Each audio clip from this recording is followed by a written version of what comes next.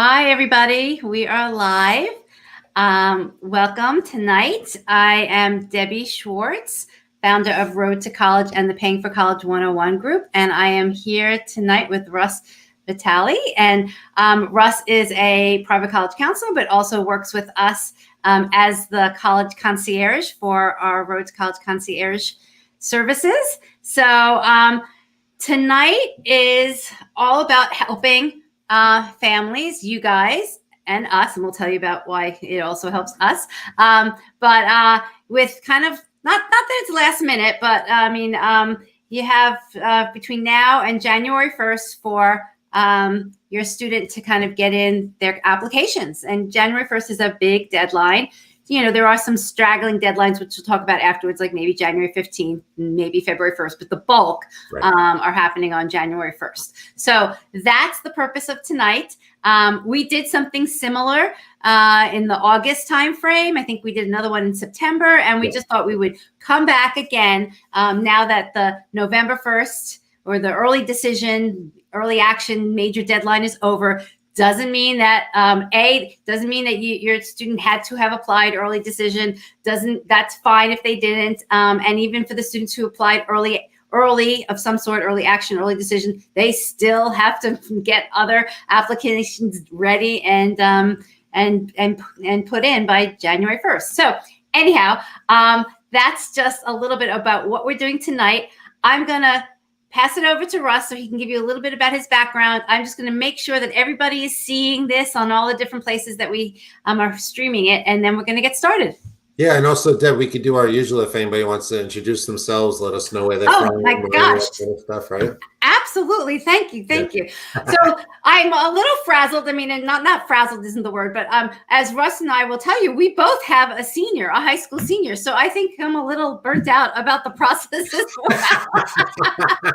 I'm like, oh my God, this was the first week we took a tiny break.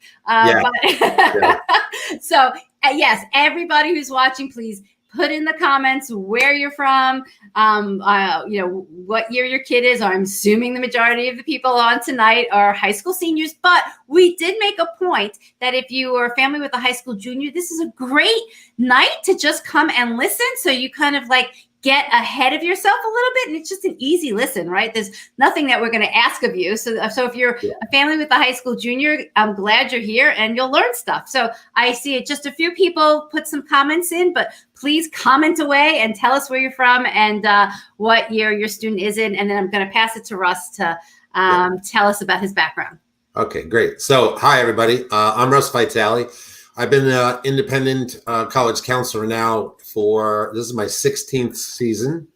Work with all kinds of students from all over the country.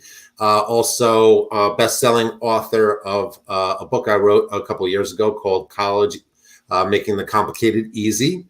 I have clients all over the country, and I do talking events, speaking events across the country as well on everything from the athletic recruiting process to how to put a college list together, financial aid, and all those things.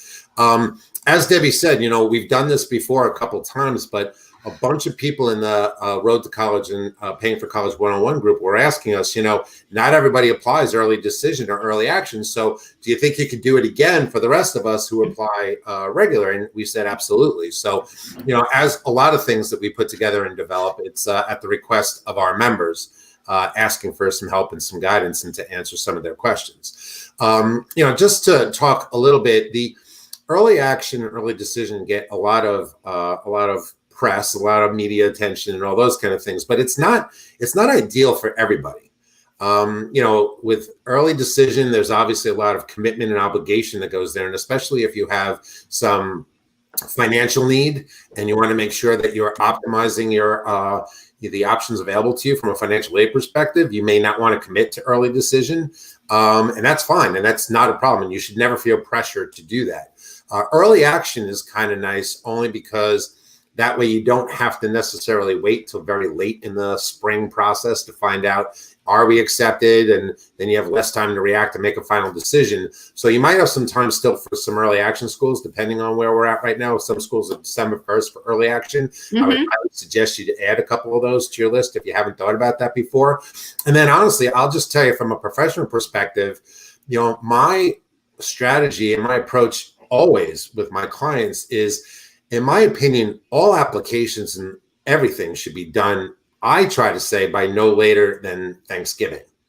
Now, that might put a panic into some of you, even if you're applying regular. And it doesn't have to go that way. But even if it's due January 1st, I just think that first off, doing essays and application work over the holidays is something nobody wants to do.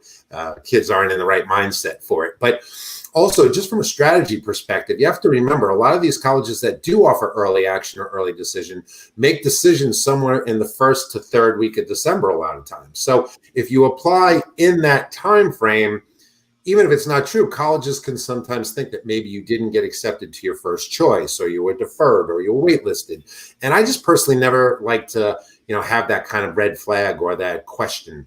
Right. That's a good point, because it may be not true at all, but it's like it kind of adds a cloud. It's a perception. From an admissions perspective, how come I'm receiving this now? I didn't receive it earlier. So I'm not saying that happens across the board, but I like to overprotect my clients if I can. So that's why we try to do that. But anyway, what we're going to talk about tonight is any time between now and January 1st, as Debbie said. And I would also suggest that if your child did apply early decision or early action somewhere, I would not wait to find out the answer to that and then apply. Yeah. For some of the same reasons, but also I will tell you, if you don't get the response that you were hoping for, your child's the last thing they're going to want to do is write another essay and do another application. It's just not going to be their best work, and they're not going to be focused on it. They may still be upset that they didn't get into their first choice school. So there's a lot of, academic stuff that, kind of comes into the process, as we talk about all the time. It actually could be a little bit of an emotional kind of a mental, mindset thing. Absolutely. All so true. And we're living it.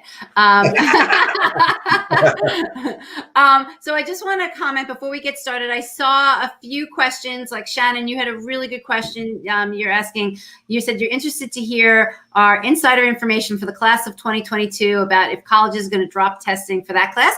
And we'll give you a hypothesis, but we'll talk about it kind of as we go through the topics. We'll kind of, if we think that what we're talking about is going to pertain to the class of 2022, we'll mention it. If we think it might change, we'll just we'll throw it in as we go through.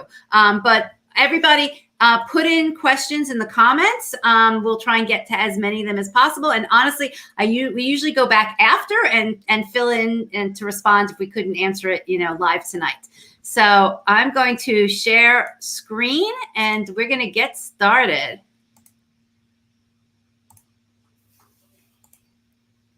Okay. Oh, good. It worked. There we go. Okay. So as we said, time is running out. However, you may be still trying to finalize your list, solidify things. Some of you, and I hear this a lot, some of you may have had some difficulty getting your students motivated to write these things. They're not the fun part of the process, for sure, for a lot of kids. So, but now's the time. And unfortunately, if you pushed it, this is about as late as you want to get going and started on these things. And this is for regular decision, but also for early decision too, if you have any schools that you're looking at that from that perspective. So final dates are approaching. So the list, the essays, the applications, it's time to submit. So, make sure that you do. I saw somebody in the questions had asked about a common app that required essays and a school-specific application that required none. I'm always going to err to the side of using the Common App to provide more information versus less.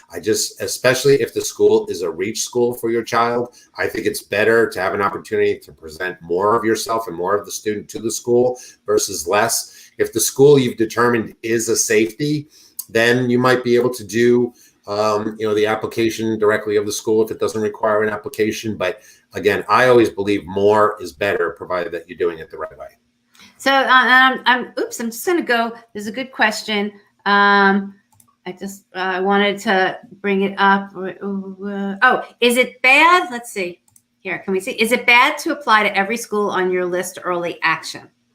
No, it's not bad, but it does depend on the school. So, I mean, when in doubt, I would probably apply early action versus not. However, there are some schools, and again, it depends on how competitive the school is and the kind of match you are or aren't to the school you were talking about. But sometimes applying early action, you could actually be in a more selective, a more competitive application pool. And as a result, you might get pushed off to most likely not a no decision, but you might get what they call deferred. You might get deferred to regular. It's not terrible. Again, it's more of a mindset thing where you might be a little disappointed.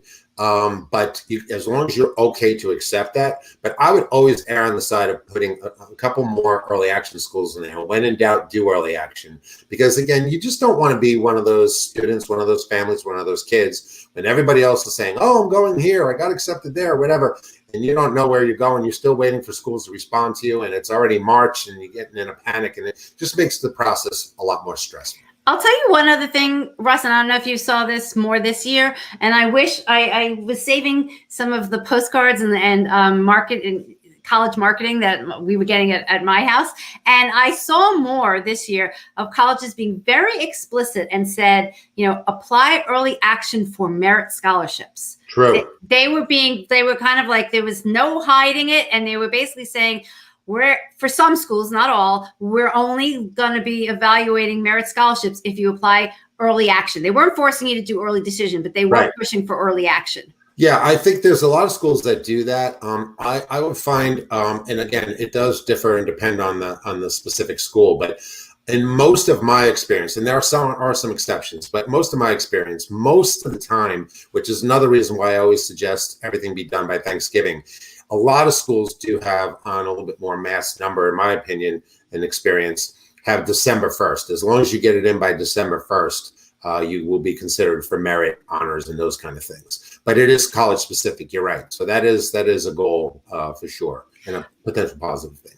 Okay, I'm just showing this question because, Christine, I'm not sure what you're referring to, so I don't mean to call you out, but if you want to post in the questions again, we will definitely clarify. You said, why would you think that's bad? I'm not sure what the thing is that you're referring to. But I think you might be talking about the early action, if it's bad. And if that is what we're talking about, the only reason why it would be bad is, as like I said, sometimes you're actually, as a result, and again, it depends on the type of match you are to the school. If it's more of a reach and you're applying early action, you could potentially be put in a more competitive and selective application pool and therefore not get the response you're hoping for. You might get a deferral rather than a yes. That's the only reason. Okay. Yeah, and that seems like that's what her question was. Okay. And Terry's saying, so if we didn't apply early action, we've missed the merit opportunities. Not necessarily, but maybe. Depends on the school. It depends on the school. And by the way, also remember, every school, if they have early action, has different early action dates potentially. Some have November 1st, some have November 15th. And some actually have December 1st. December 1st. Some even may have January 1st.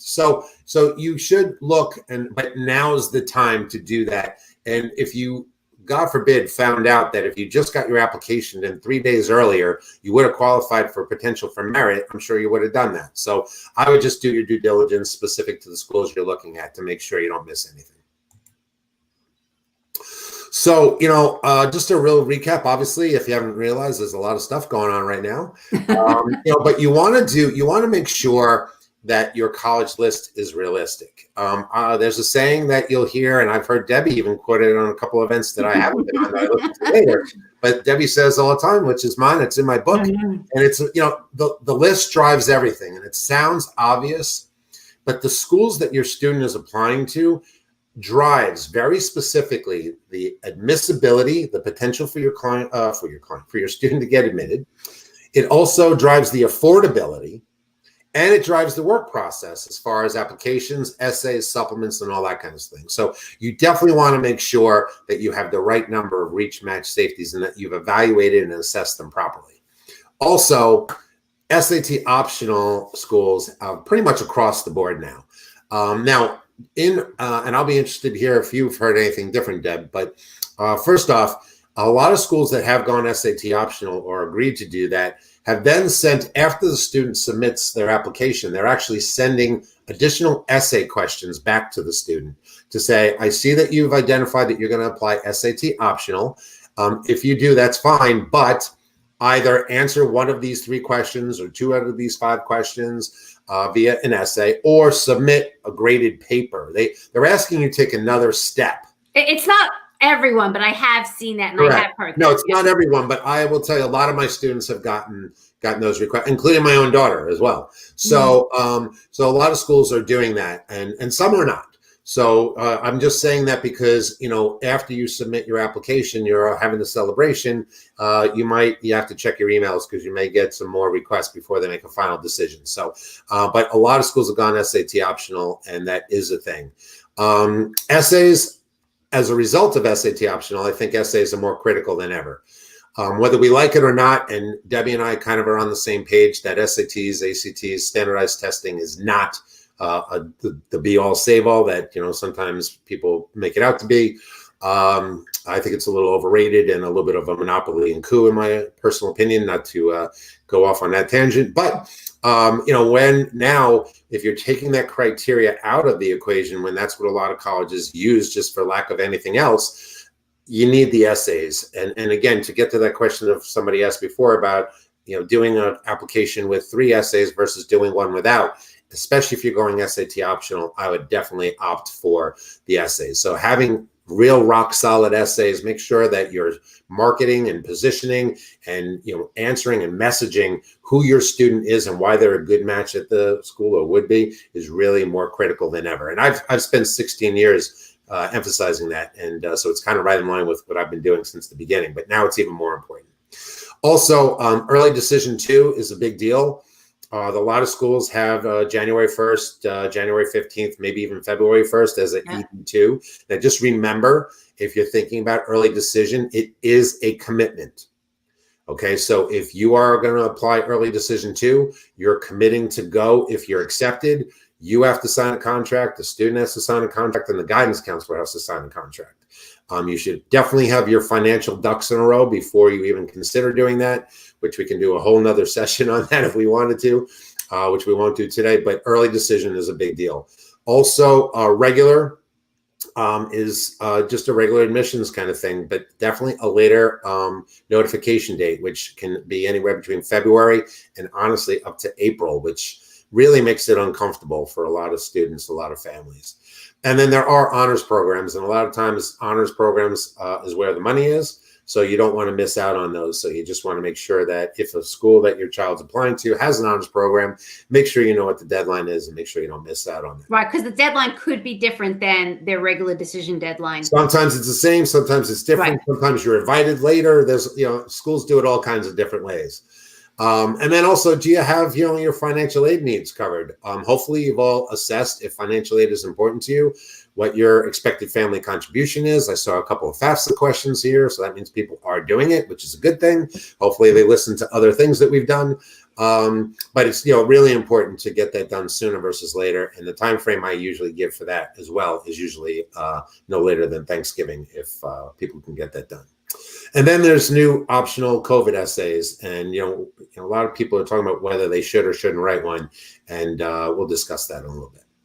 So, Ross, before we move off of this page for a second, why don't we, I think we could maybe talk a little bit about the question earlier about will some of the tests optional still be around? Like, will it be this heavy test optional, the same thing for next year, class of 2022? Yep.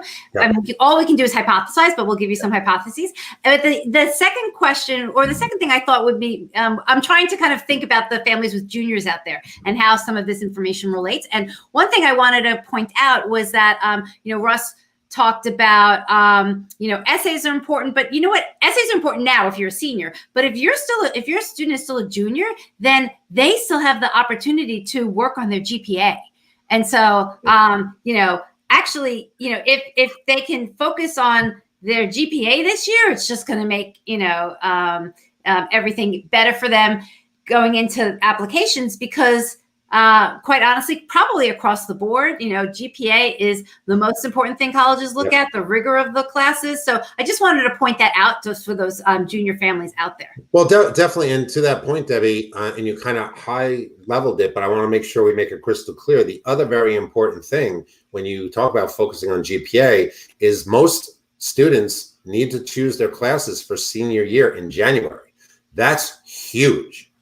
That is a big decision to make sure that you're challenged but not overwhelmed, but you're also set up for strong consideration, especially at more of the reach schools or more competitive schools. So that's another thing to focus on as well, is to really make sure you're being very smart with your choices for senior classes.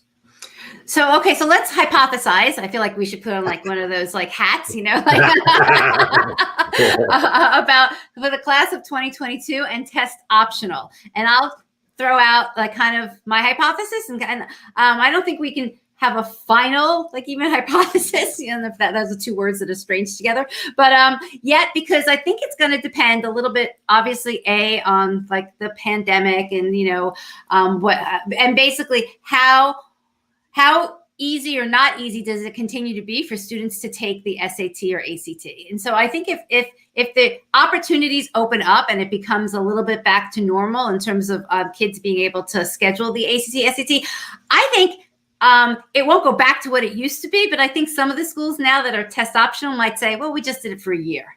So I think that it's kind of just depend on kind of, how flexible it is for kids to get back into testing or not. And then it may also depend on the experience that the college has with this application season, and how easy it was or hard it was for them to kind of manage the applications without the SAT or ACT, and what type of a class they were able to yield, not having that information. Yep. Yeah. So I would agree with that. I think first off, every year there are more and more schools that are going test optional. It's not in droves, but every year more and more schools do get added to the fairtest.org list of schools that are SAT optional. Also, I think a lot of schools have or had the desire to go SAT optional. They just didn't necessarily know how to do it and still make sure that they were meeting, whatever the requirements are or the demographics or the community mix that they were looking for. And I think, like a lot of us are forced into virtual stuff as a result of this. A lot of us are forced to change our lifestyles a little bit. Well, colleges are obviously forced to change their process and their way of interacting and acquiring students as well. And I actually think, and again, this is hypothesis, but from a lot of what I've heard, the rumor is that at least 25 to 30% of the schools are going to intend to keep some type of an SAT, ACT optional policy in place. I think that's a great thing. I think they all should be. And then the last thing I'll tell you is that just due to the financial discrepancy that exists as far as low income and the access that some low income areas have or don't to technology and to tutoring and to things like that. That's a lot of the reason that kind of generated initially some of the ACT, SAT optional part. And this makes it, especially in today's political environment, makes it a lot easier to, accommodate those demands and those requests, on a national level. So I think the colleges have a lot from a political standpoint, from a financial standpoint, and from a personal standpoint. I think they have a lot of incentive to, maintain and keep their SAT optional policies. Okay, one quick question here. This is about early decision. And when does a counselor sign an early decision application after it's been submitted? I just think this is important because I don't know, Carol, if your student applied early decision, and if you haven't, if that signature hasn't happened, it probably should have. Yeah. So it depends on the common application. I'm 99% sure you can't even submit it without the guidance counselor actually signing off on it.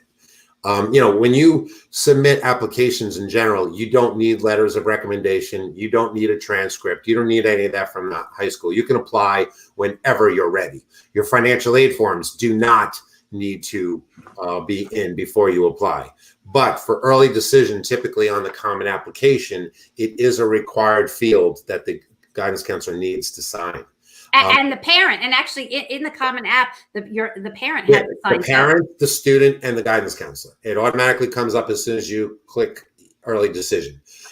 If you did it without the Common App, then I can't tell you. I mean, it's regardless, though, if your child's already applied early decision somewhere outside of the Common App, then when your student goes to the college-specific portal to get their status of their application, I'm sure it's going to be glaring right there that we still need the guidance counselor signature. So either way, it's going to be required at some point. Okay. Let's go on. All right. So I'm not going to go through all this, but the bottom line is this. It is not necessary for your student to respond to the optional COVID essay. They should respond to it if they've been significantly impacted by COVID. And what that means is that if, God forbid, loss of income, health conditions or issues, challenges in school where you aren't able to take certain classes or those types of things. Also, on a positive note, if your child actually has had a positive effect in the community with essential workers or essential responders or any of those kind of things, did something to try to help the cause, they can absolutely use that 250 words for that. What you don't want to do is you don't want to write about the fact that, well, I wasn't able to play lacrosse this season and my prom got canceled and I was intended to, work as a lifeguard wherever, and, I wasn't able to do it, or I wasn't able to go on this trip, overseas to do whatever. That's not what you want to use the COVID essay for. So it's really about, God forbid, a negative impact that you and your family may have been affected by as a result of COVID, and or something that maybe you've done above and beyond to try to help with the COVID situation.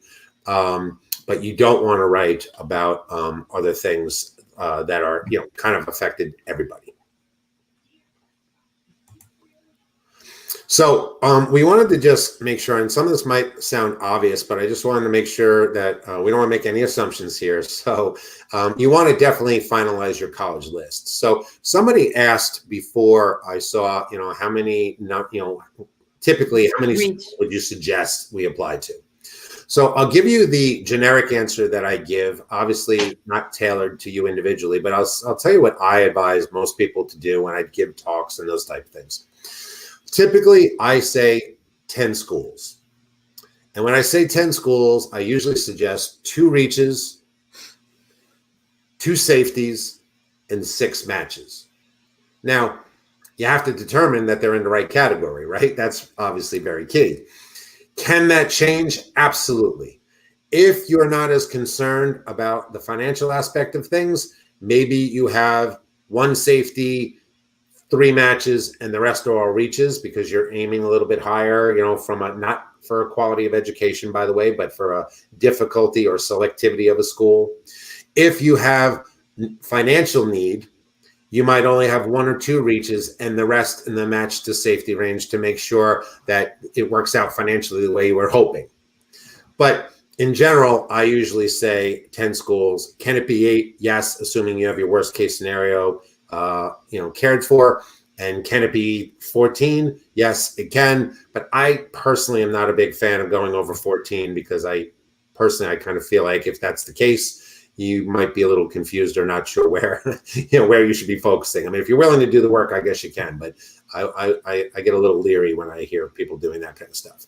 But you definitely want to make sure that your list is accurate. And, I know we talked about early decision, but even from an early decision 2 perspective, if some of you missed the boat on early decision 1 for whatever reason or weren't sure, if you're in the financial position to do that, it might make a lot of sense, especially at a more selective school where the school is a reach, to actually do early decision 2, because I think a lot of schools have been very negatively impacted revenue-wise by COVID, and I think they are going to increase even more the percent of people that they actually accept early via early decision.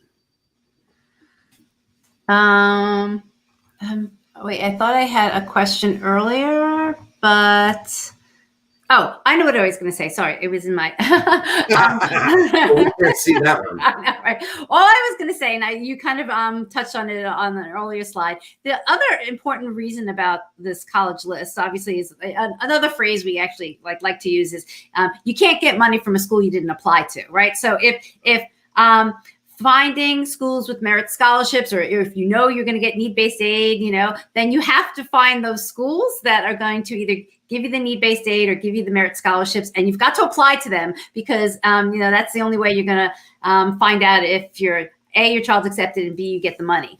And then the other important thing is that, and this goes to kind of what Russ was saying, is having the mix of schools, and depending if you don't have a financial need, well, that's, one thing. But if you have, some financial concerns, you want to have options. You want to have options come, the March, April timeframe. So you want to be able to, see that your students gotten into a few different schools. You want to compare what the costs are. You maybe want to use that information to go back and appeal to some of these schools. And the best way of doing that is, again, to have options. We've seen so many times, unfortunately, again, in the March and April timeframe, that family says, wow, there could be good things. My child got into a school. That's great. We're happy. But boy, we cannot afford it. And they have no other options. That's actually one of the most popular things that we see on Road to College and Paying for College 101 in the March, April timeframe every year. And if any of you pay attention to that and follow the group, which I'm assuming you do, that's why you're here. Especially if you're a junior family, take note of that. That's a mistake you do not want to make. Right. Other thing, Debbie, just before we move on too, is I did see somebody ask and say that with schools going SAT optional, that they felt like it's a little more difficult to determine what is a reach, match, and safety. And I have to say, I understand that thought process, but it's actually not true at all. And the reason is this: whether or not your child took a test or not, if a college has shared and published their ACT and SAT scores and the ranges for the average, that hasn't changed just because they're not taking ACTs or SATs this year. Right. They're still trying to get that same student. They're still trying to attract the same student. So you can definitely forget that your child didn't take an ACT or SAT. But if a school has an average that's over a 1,300, 1,350, 1,400 or greater out of 1,600 on the SAT, a 30 or greater out of 36 on the ACT, then I'm sorry, that's going to be a reach for most people. Okay? Doesn't matter what your GPA is. Doesn't matter. That's going to, so I understand the thought process, and that's a great question because we have been asked on this before. I probably should add that to our presentation going forward, Deb, because that's a very good point. So I don't mean to, make it sound like it's a no-brainer, because it's not. But what I'm telling you is that don't get hung up on the fact that your child doesn't have one. It's still a criteria that you can use as a range to understand if your child should be, using that school as a reach, match, or safety. So that was a great question. Okay, I'm just gonna Francoise, I don't know if I'm pronouncing that right, asked this twice, so I think we can quickly address it. Can you review the honors program to get aid?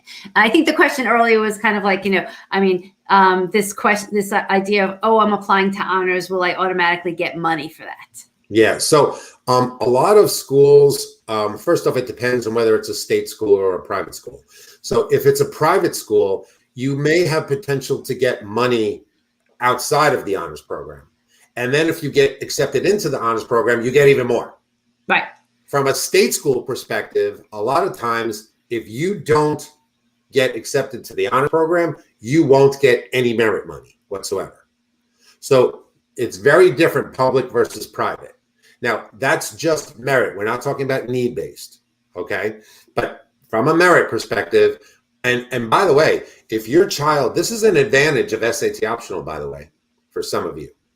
If your student has a very strong GPA and testing was always a challenge, stressful, they had test anxiety, whatever it might be, and their testing, even practices, did not represent or it was not as strong as their GPA is, apply SAT optional and still apply to the honors program, because in this environment, you may get in without the testing aspect, which would have been their Achilles heel in a normal year.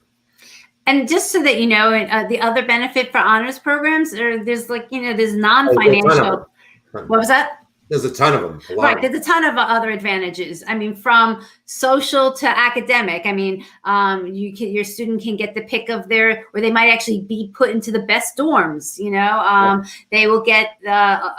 They might be able to choose their classes ahead of the other students. And by the way, Debbie, and that's huge. That's huge, especially at a big school.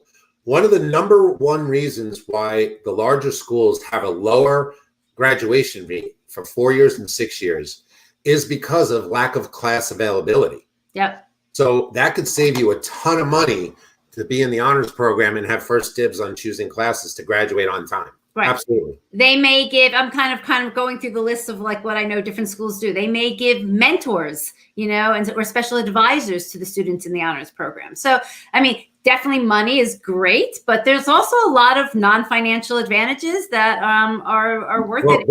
There's also first dibs on internships and fellowships and research opportunities. There's a lot of advantages to it. It is an extra step and some extra work, but it's worth it. Okay. Let's go on.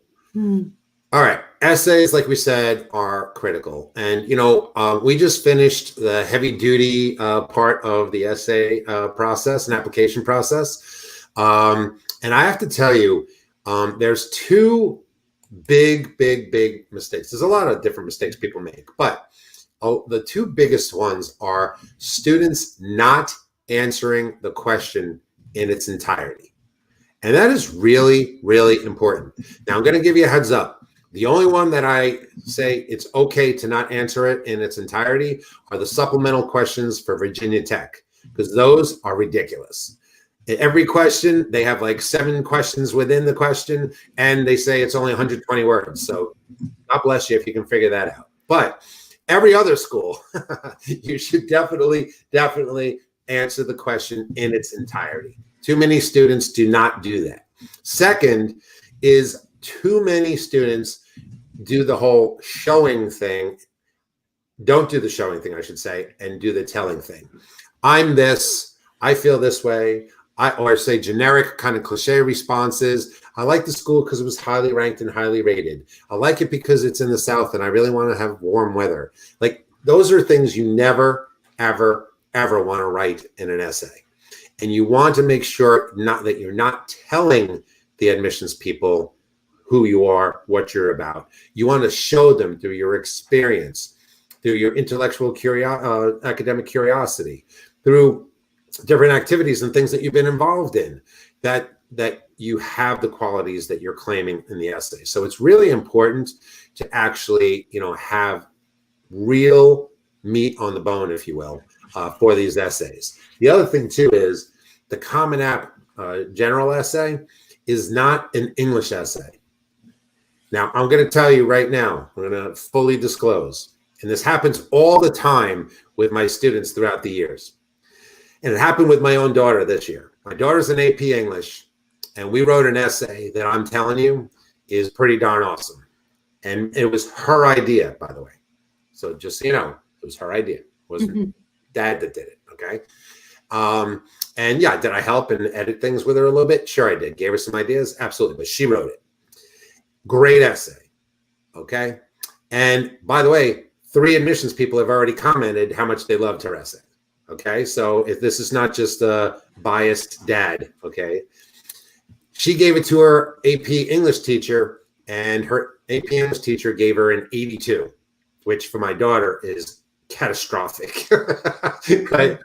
And so I started laughing, and she's like, "Dad, this isn't funny. I got an 82." I said, "I understand, but I don't care what she said. She's wrong." So it was interesting because then I had a conversation with the English teacher. And the English teacher is a very, very nice person, but she absolutely does not understand what a college essay is supposed to be. And she actually said, I never thought about it that way. And I did it, by the way, not to change her grade. And by the way, she didn't. And I don't care. That's fine. I'm not worried about that. I didn't do it for the grade. But I did do it to make sure I conveyed, too many students, if they even get any help from English teacher in the first place, too many students get that It has to be 5 paragraphs. It's got to have an anecdote. It can't be this. It can't be that. It's got to be that. It's not about that. It's a creative writing. It's to get, if you think about it, if everybody in the country applied to college, who's applying to college, got English teacher help. And by the way, I'm not saying every English teacher doesn't know what they're doing. I'm not saying that, okay? But if every English teacher approached it from the more formal, typical English teacher, kind of format, these admissions people are just going to get one after the next essay that's all looks the same, regardless of what it is about your child or their experience or anything. I take a completely different approach to get their attention. So when they read it, they go, finally, something that's not canned. Finally, something that's real, something that got my attention, something that's humorous. So again, it's really important that essays are the time to be unique, to be creative, to make sure you're expressing yourself about something not on your application and not on your transcript. Whereas then the complete opposite of that are most supplemental essays are a much more formal response. Why this school? Why this major? Why, something that you stood up for, did in your community. Those are not to be joked with and not to have informal conversation or, writing style with. So it's very important to be cognizant of what the question is and make sure you don't stifle your child's creativity, especially when creativity is allowed.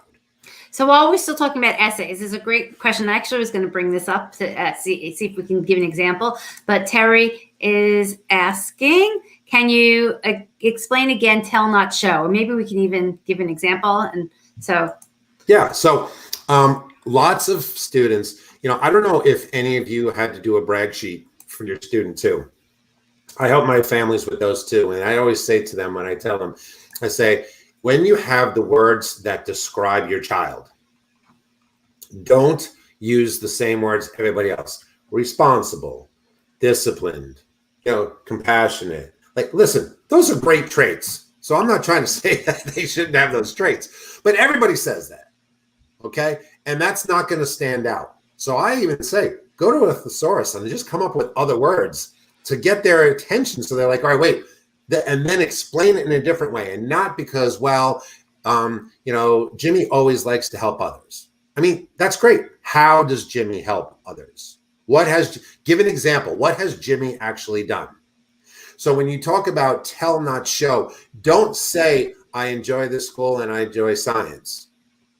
What science? How have you showed that interest? Have you taken multiple classes in high school? Have you doubled up and taken 2 classes in 1 year? Or have you read an interesting book that related to science out of the blue? You read a book. Do you have a hobby? Are you in the science club? Are you in like back it up with real stuff that shows that it's not just a pie in the sky or something I pulled out of the air to answer this question, but it's truly who the student is and what they're about.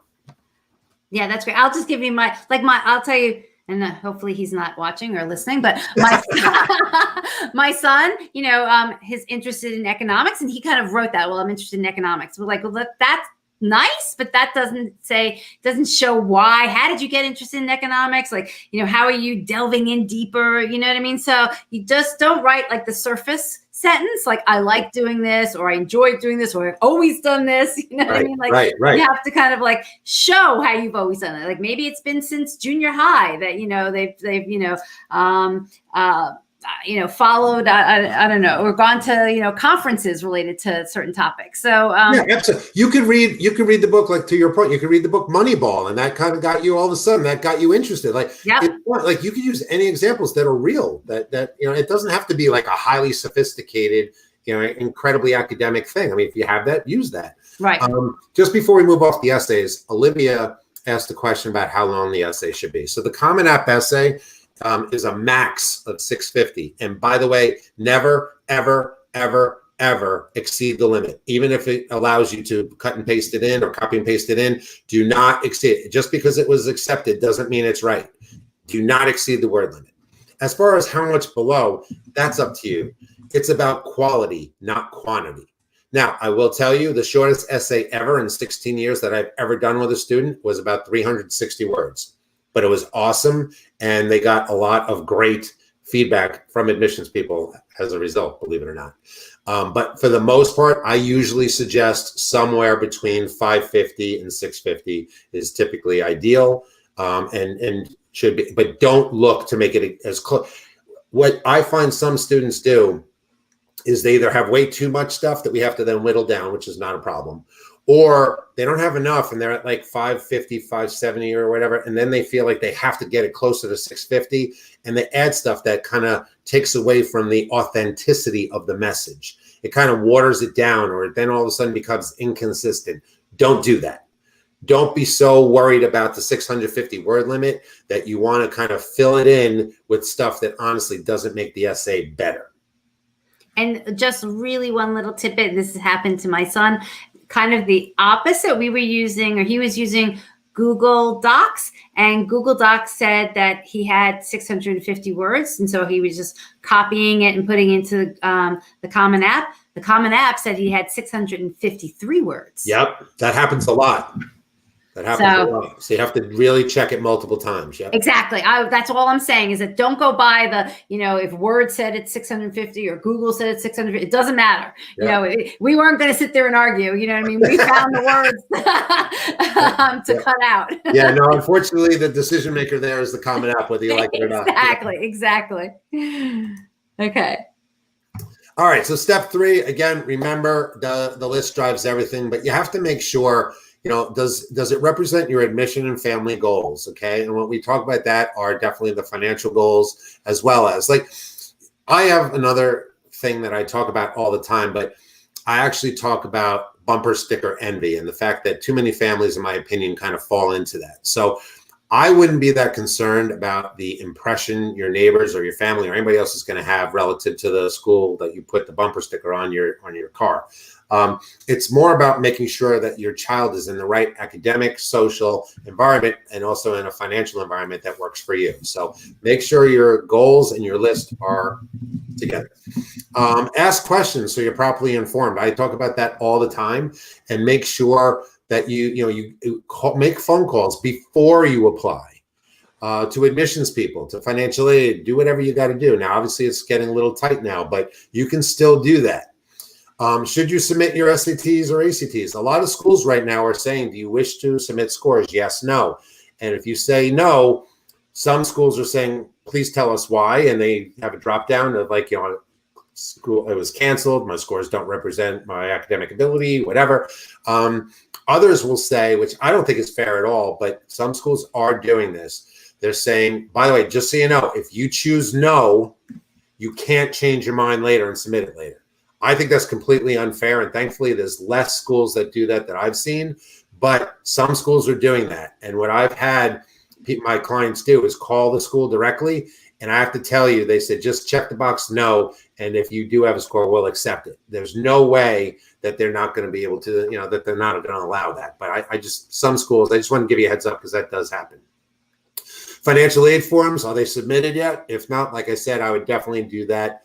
And by the way, everybody should be doing financially, at a minimum, the FAFSA.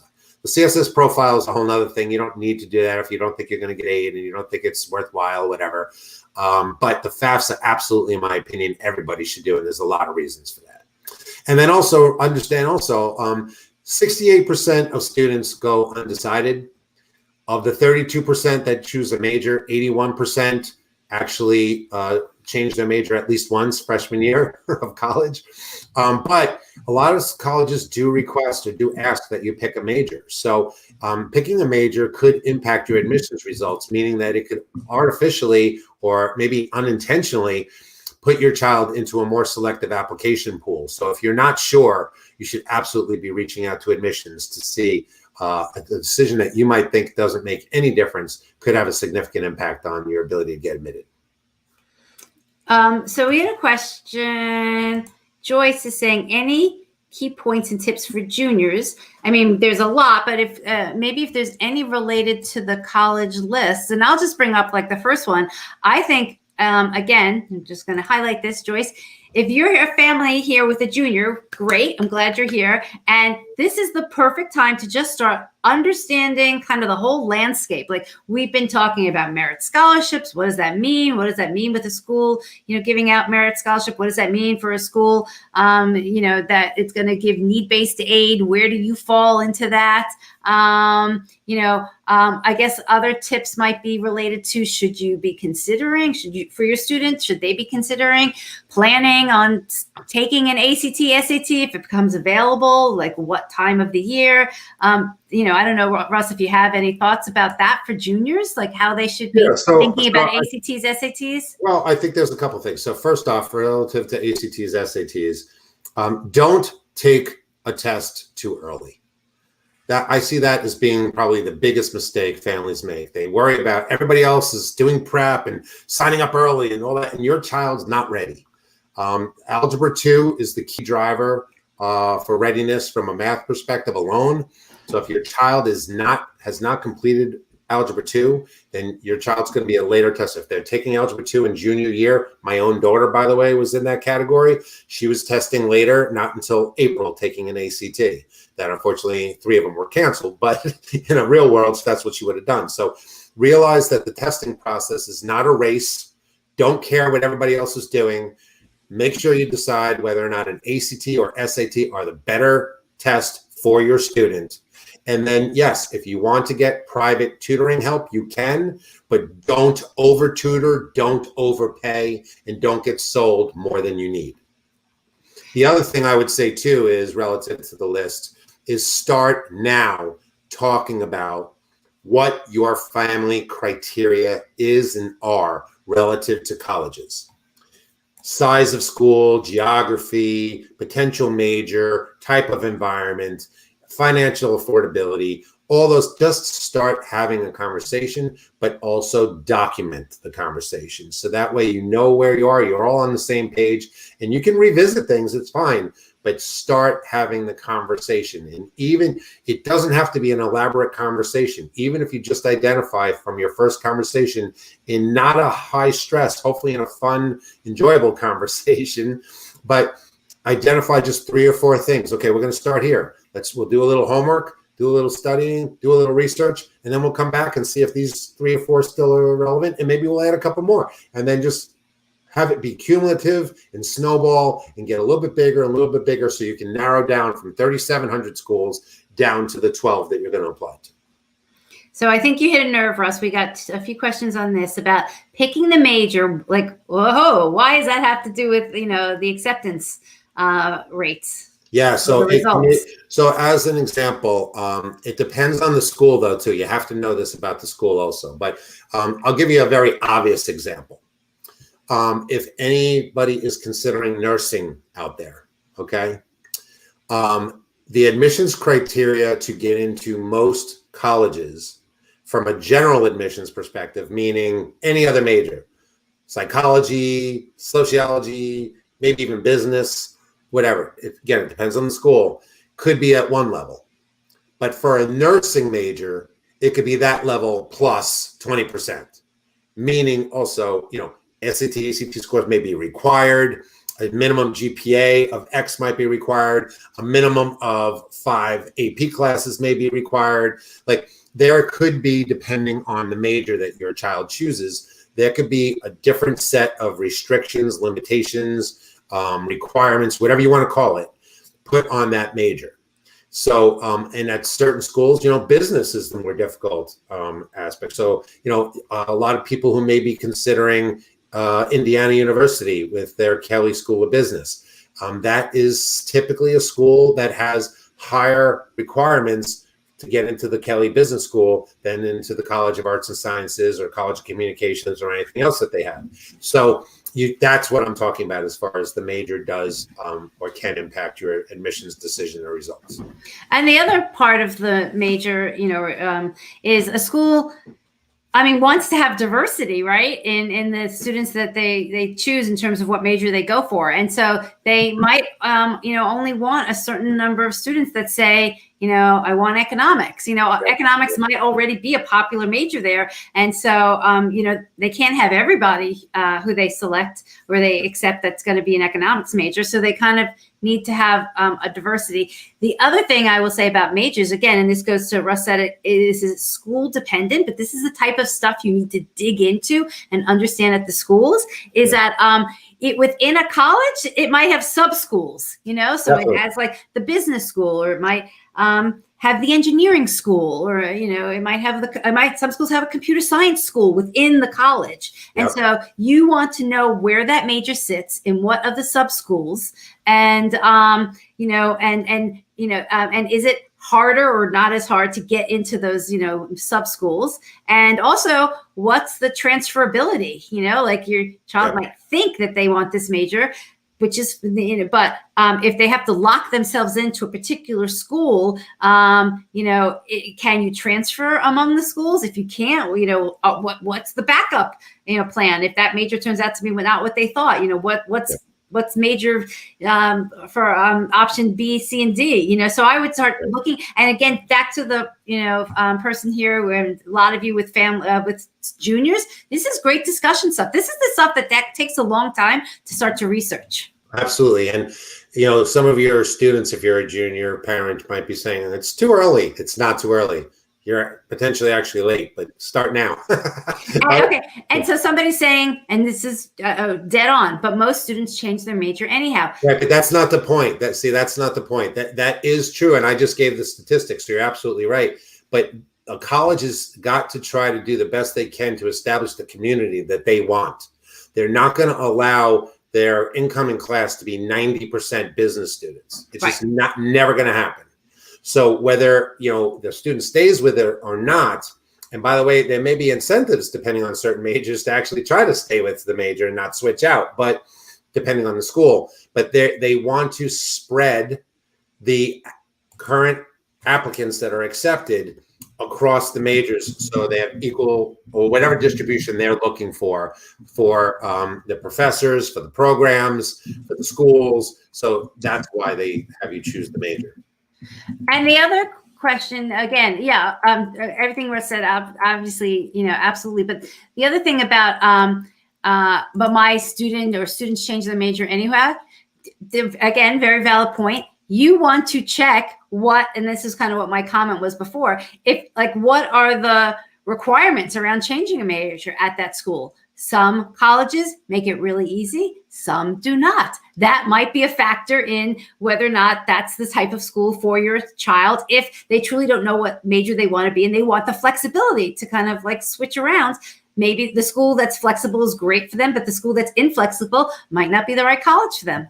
Yeah, well, and by the way, that's true, but I actually a lot of times use that as a differentiating factor after my student gets accepted. Okay. And for an accepted student day perspective, I'll say, okay, these are my top 3 choices. These 2, if I changed my major, they were very flexible, told me I could transfer or move anytime. This school said it was a problem and I wouldn't be guaranteed or whatever. And that could drive you to make a decision as to I'm going here and not there. Mm-hmm, absolutely. Yep. Good. Okay. Okay, so admission strategies do matter. Do your homework. As we talked about, early decision 2, rolling, honors, regular. So just making sure, the rolling is something that typically, if you have any schools on your students list that is rolling, they should be applying right now as soon as they possibly can. And ideally, as long as your student is a decent match for that school, and as long as they're not looking for additional information, you could or should hear within a 4 to 6 week window, maybe even earlier, depending. Yeah, I was going to, somebody mentioned that earlier. They said, oh, my child applied early action and they've already been notified by 2 schools that they've gotten in. I've again seen this year that schools are notifying, not all schools, but some schools are notifying much faster than they have in the past. Yeah, no, my daughter already got into 3 schools, 1 rolling and 2 early action. So that's a fact. Yep, for sure. So, and just understand, obviously, the timing of when things are due, but also the timing of when you'll be notified of these things, because it's really important and it can drive the process from a peace of mind as well as, unfortunately, from a stress perspective. Okay, so So we answered a bunch of questions, I think, right? Is there anything pressing at the moment? So let's remember these things. The college list drives everything. So do your due diligence and make sure that you have the right number of reach match safeties, depending on what your financial and academic acceptance goals are. Remember, a college essay is different from an English essay. As I just gave that example. Supplemental essays are key, especially this year. That's where they're going to differentiate. And by the way, I mentioned it kind of in passing, but honors essays are where a lot of times extra money is concerned. So those essays absolutely need to be sophisticated, academic, intellectual. They cannot be generic. They cannot be basic. They cannot be, and I have to tell you, a lot of students suffer and really struggle with it because they don't know how to write that kind of an essay. And you have to give, that's where the money, they're not giving you the money unless you actually show that you deserve it. So the honors essays are also key and need special attention. Early decision too can provide an admissions edge for sure. Like we said, colleges are looking to make up the money that they've lost. So the more people they can get to commit to attend, the more revenue they've secured. So I think they're going to try to do that and press upon that more this year. SAT, ACT optional does not mean it's easier to be admitted, as we gave the example before of going and using the past, ranges and numbers just to kind of get a feel. A reach is still a reach. Just because they went SAT optional does not mean it's going to be easier to get in. And make sure you have your financial aid ducks in a row. So make sure that you don't have any negative surprises. Now, a couple of colleges may not need as much as you were hoping, but make sure that you have others on the list that will. And so that way you don't have financial disappointment. So hopefully, I hope everybody found this helpful so far. We have a couple little things to finish up with, but the college admissions process could be a little overwhelming and stressful. And I'm sure some of you, if you're ever senior right now, might be feeling it even more right now because you're a little worried. A lot of other people have applied. You feel like you're behind, couldn't get your student motivated. But now is the time. So talking about finishing your applications versus actually getting done, that's what the big challenge is, right? So, we did a bunch of things and created a bunch of things at the request of the community in the Road to College and Paying for College 101 that we're going to share with you briefly, just that way you have help if you need it. So I think we're going to breeze through this one, Rose. Yeah, I think we kind of talked about all the things here.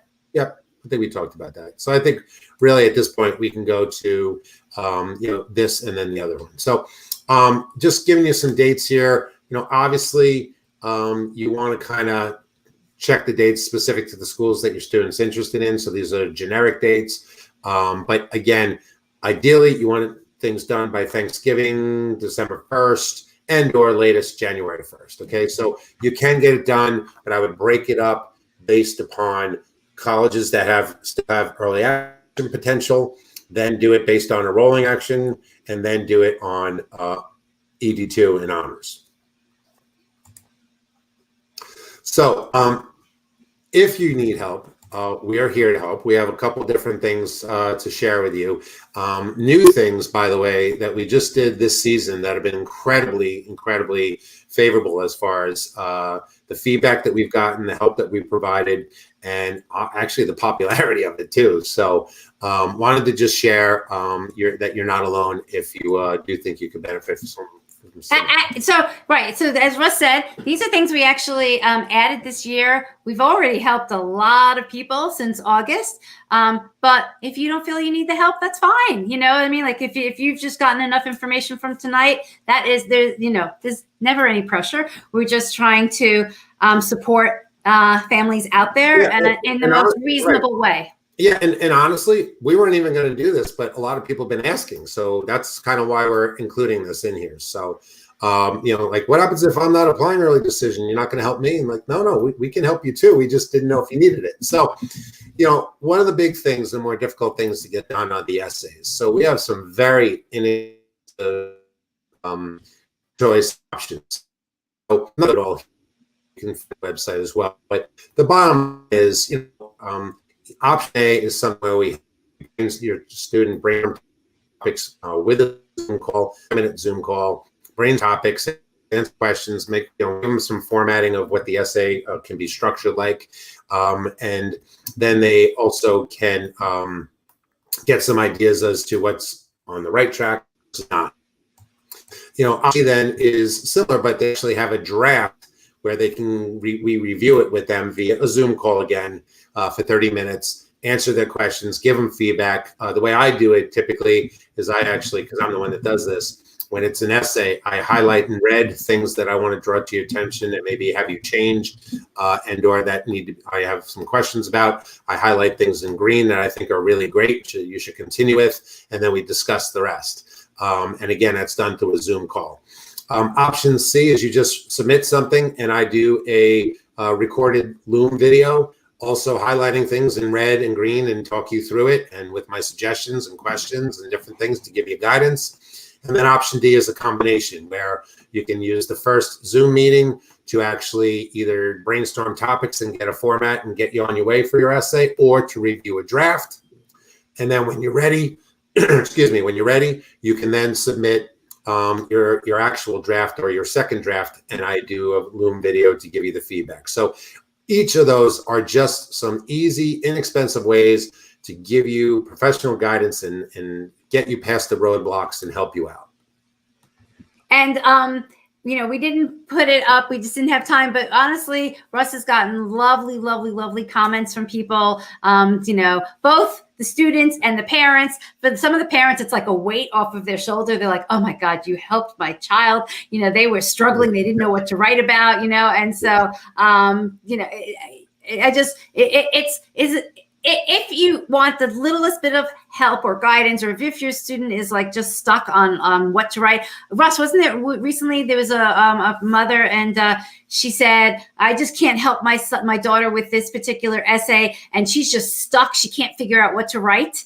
And 20 minutes with Russ, and she had a plan and she was ready to go. That's what she said. Right. Another one which was really nice, actually, not to pat myself on the back with it, but it was very satisfying to me, was the one where the admissions person actually said that obviously the student really has a great grasp of who they are.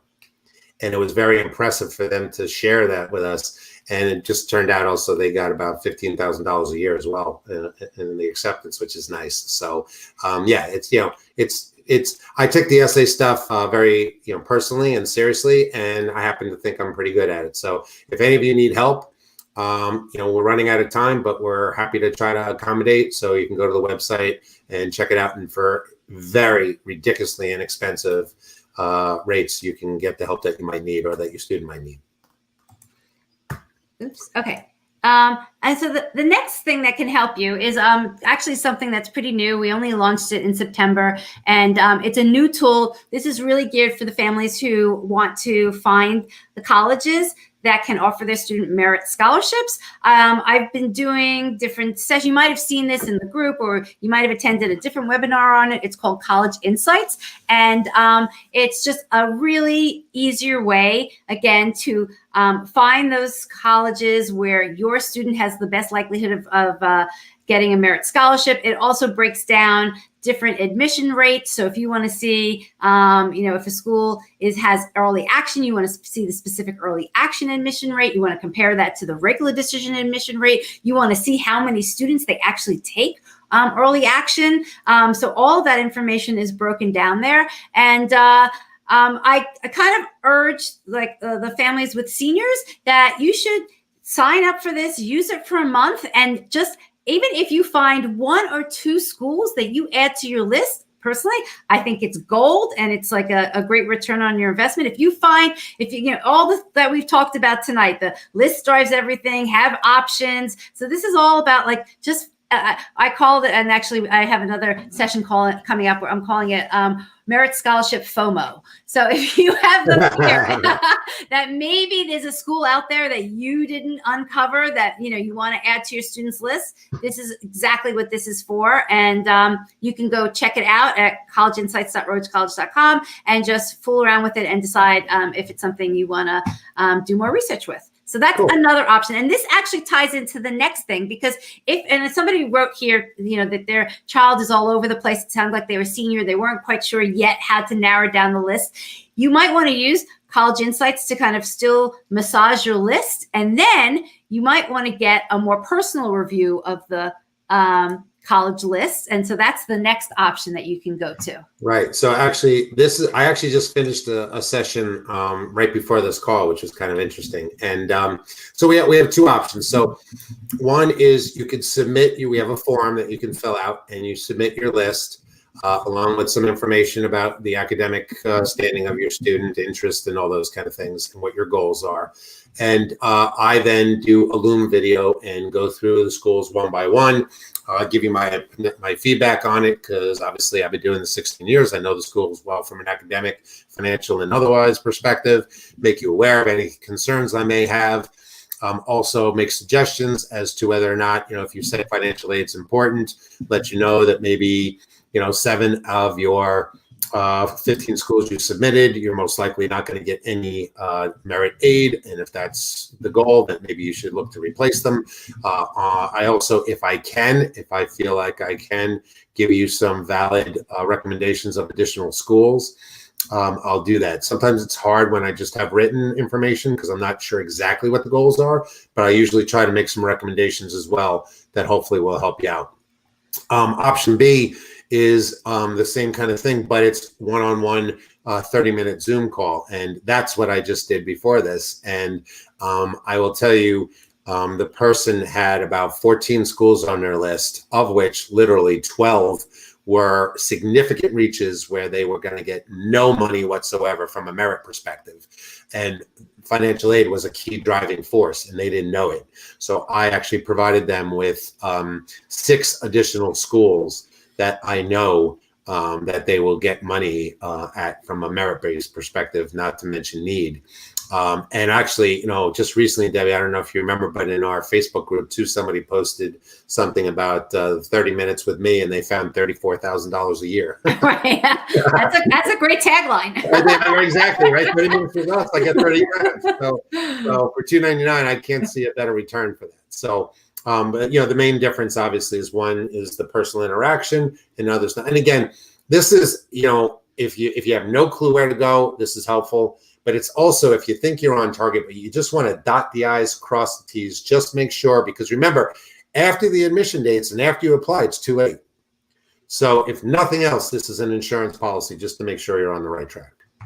Okay, I'm just skipping back because I just want to highlight one thing that we forgot to mention about the essays, that if anybody signs up and wants one of these essay options tonight, you'll also get this special essay helper guide, which is really helpful. And it's helpful in general, but I think what's amazingly helpful out of it is that these are 2 sample essays that just kind of hit home about what a great essay is. You can talk about what a great essay is, but when you read a great essay, that's like the perfect, then what the difference is. And that's my proprietary stuff that I happen to share. So it's very helpful, and it will give you an idea of the creativity aspect of the essay for the main essay too. Yep.